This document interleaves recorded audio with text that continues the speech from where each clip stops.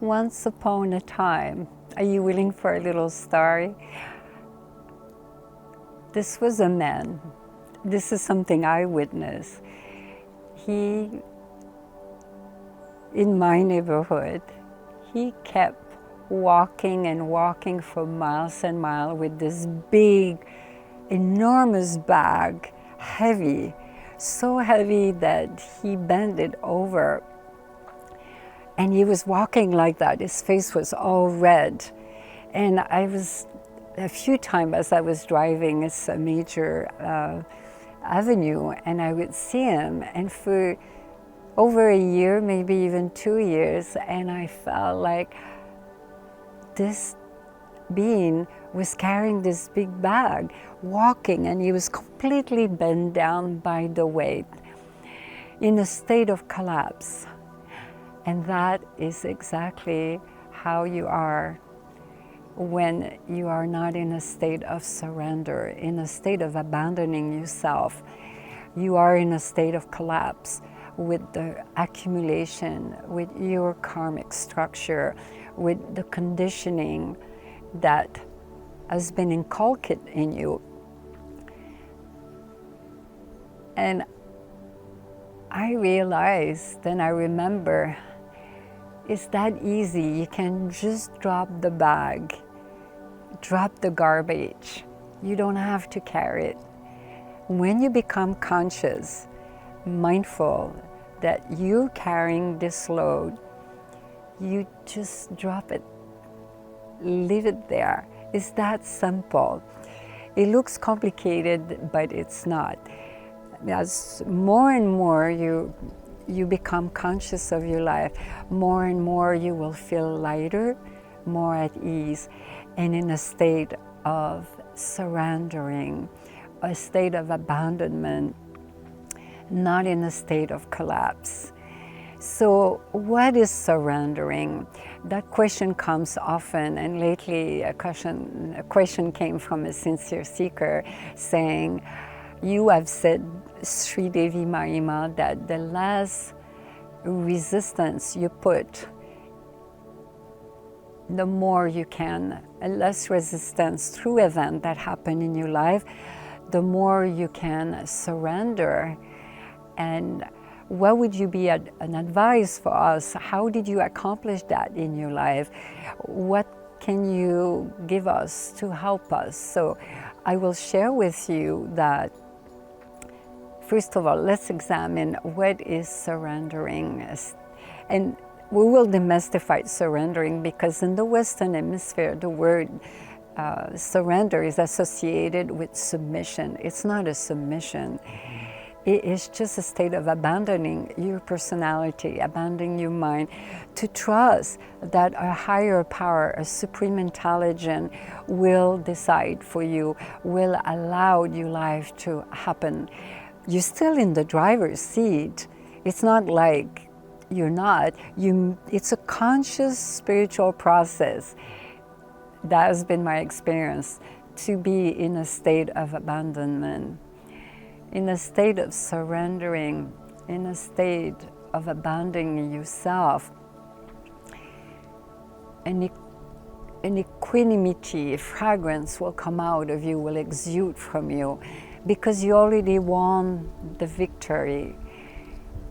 And surrendering, abandoning, it begets expansion of consciousness and healing, because you trust that you've been guided, the will be done. And the more you see it at work in your life, the more trust you will have. And so surrendering is not a state of submission. It's the opposite. It's the grand empowerment of your divine presence. So when you realize that, it will make you more at ease. And that takes consciousness. It takes mindfulness and awareness. And there's nothing greater than devotion, sweeter, to be in devotion. It can be anything you want. And you could decide, you in charge of your life, you decide who is your devotion. It could be Shiva or Jesus Christ or the Supreme Intelligence. It can even be your beloved, your divine lover. So you decide.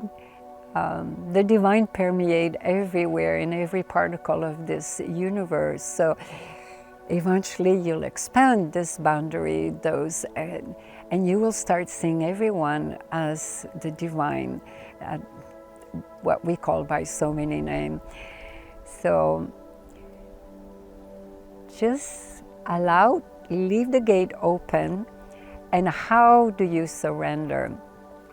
That's the thing. Most people don't know how, because they have this false illusion that they're completely in control in a state of devotion. That's why I found it's magical, because surrender is the magic of the heart. And that's why devotion works so great as a tool. You can look at it just as a tool also. It's a spiritual process. It's with time, with healing, that you allow the healing inside. And it's done again through intense sadhana or any spiritual practices. It does not need to be always intense. What I mean by intense, meaning many more hours of sadhana, but it can be less than that. Through mindfulness practices, through contemplation, meditation, and walking meditation, and allowing the divine to bring the magic into your life, to allow the healing to take place. So surrendering is healing, is empowering. Allow that to happen in your life.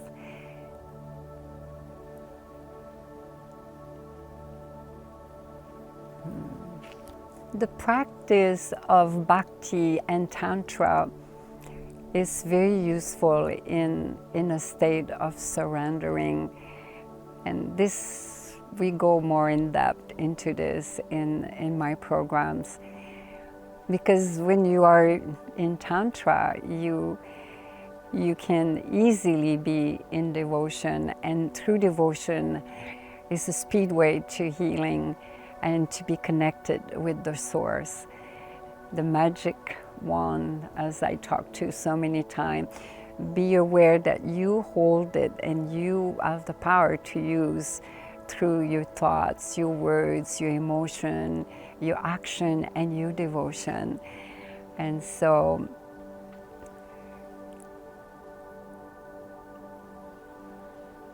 to self-realize is to allow to be completely demolished. Don't be afraid to be demolished, all that false sense of self that will just allow you to experience who you are, your true nature. So coming to conclusion, jumping to assumption too fast, it will create an obstacle for you. If it was not of surrendering, of abandoning oneself, I would not be here today. When I went through my cancer journey, very advanced cancer, which many of you know the story, I almost died of an anaphylactic shock reaction. Oh, everything. Without the state of devotion and surrendering, I was in the state of collapse. So remember, dropping your bags is very Zen.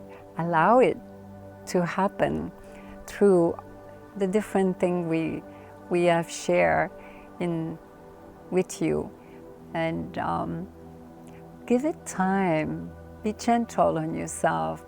with perseverance and patience and understanding of your own nature, that breaking boundaries and going the beyond does not happen overnight. It's an unfoldment, like a tree that blossoms, that bring a mango. Surrendering brings a sweetness of emotion, because there's always devotion through surrendering. Feeling the divine love, the connection with a higher power, putting aside your mind and your personality, is very freeing. It puts you at ease, and offering your karma. Offer everything and just leave the gate open that will be done. And remember, it's a conscious spiritual process. Surrendering, it's abandoning yourself. What was conditioned, it's not who you are, not the body, not the mind.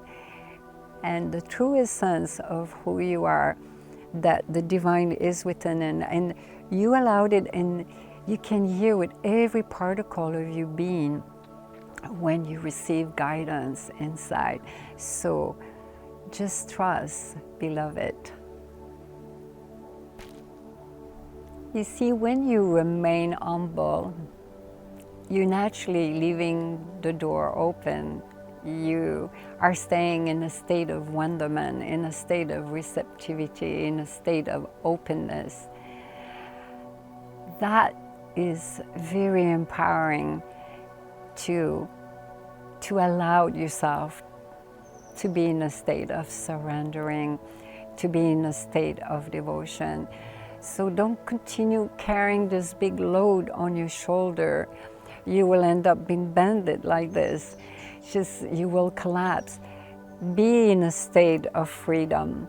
Surrendering will allow that freedom and allow for that precious, beautiful mango tree to grow strong and beautiful and exude those fragrance and bring those beautiful mango.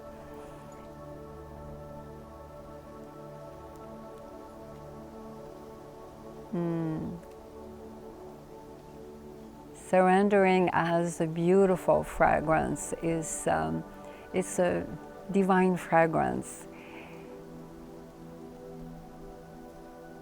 Let it be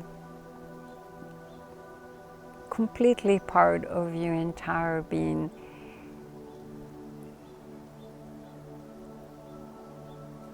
And let the Divine Mother come and purify and demolish what needs to be, jumping to conclusion and assumption and wanting to make things happen so quick will not work. Just allow the divine to do its magic. It is much harder for people who are not sensitive or make themselves vulnerable. It's actually quite a blessing to be able to be sensitive and vulnerable and receptive and open, because you make leaps and bounds on the spiritual path. Most people don't notice. You see, spiritual unfoldment and surrendering is exactly like a flower in many ways. From a little seed, and when it starts blossoming, most people don't notice it. Suddenly one day you realize, you look and the flower is right there in the garden in the spring, and it emanates an intoxicating fragrance. And suddenly you say, wow, it happened. So surrendering is like that. Surrendering is in a state of empowerment.